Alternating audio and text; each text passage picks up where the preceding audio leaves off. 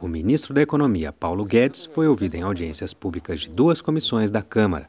A Comissão de Fiscalização Financeira e Controle convocou o ministro para esclarecer vários pontos da política econômica do governo.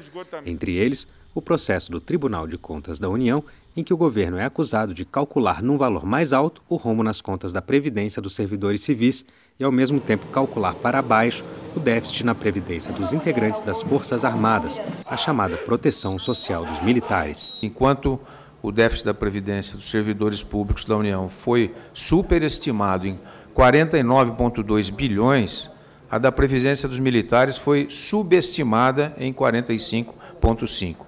O que pode chamar a atenção, porque são duas cifras que têm um patamar muito próximo. O senhor acha que essa semelhança de patamar pode suscitar discussões sobre a conveniência de se ressaltar artificialmente o impacto das contas de um regime de previdência e minimizar o outro? O patamar é muito próximo, o patamar do regime de proteção social que se aplicaria aos militares, que teria sido subavaliado, e o patamar do regime geral da Previdência, que teria sido superavaliado, aproximadamente no mesmo montante, dando uma impressão de que poderia haver um trabalho artificial ali de, olha, reduz um pouquinho os militares e finge que eles vão gastar menos e aumenta um pouquinho o privado, fingindo que eles vão gastar mais para depois um compensar o outro.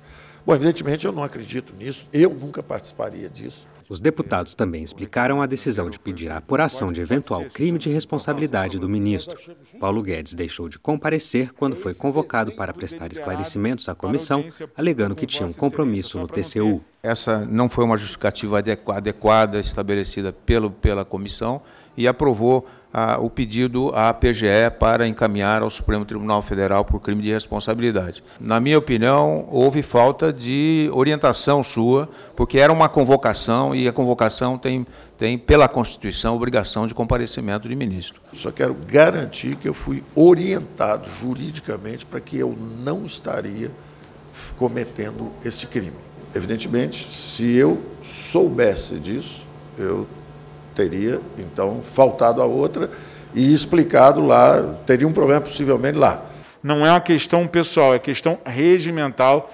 E aqui a gente, quando tomou posse, fez um juramento de ser guardião da Constituição Federal aqui no plenário Ulisses Guimarães. Na comissão que debate a proposta de emenda à Constituição da reforma administrativa, Paulo Guedes foi questionado sobre pontos relacionados aos direitos dos servidores e sobre a estimativa de economia de recursos públicos com a aprovação da medida.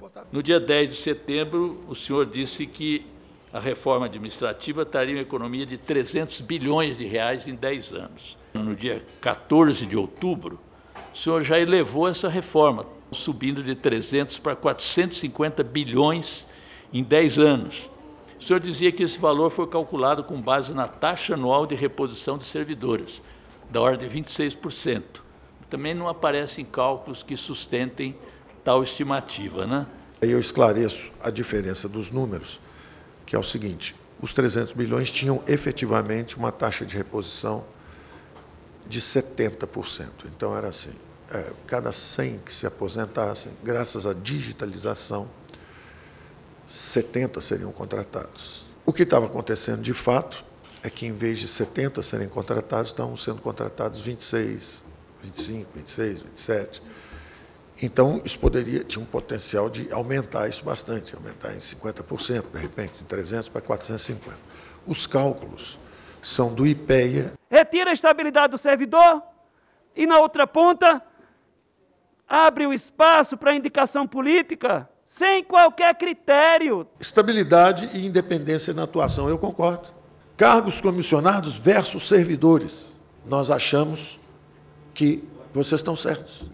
Não podemos colocar 100 mil cargos condicionados em detrimento do desempenho dos servidores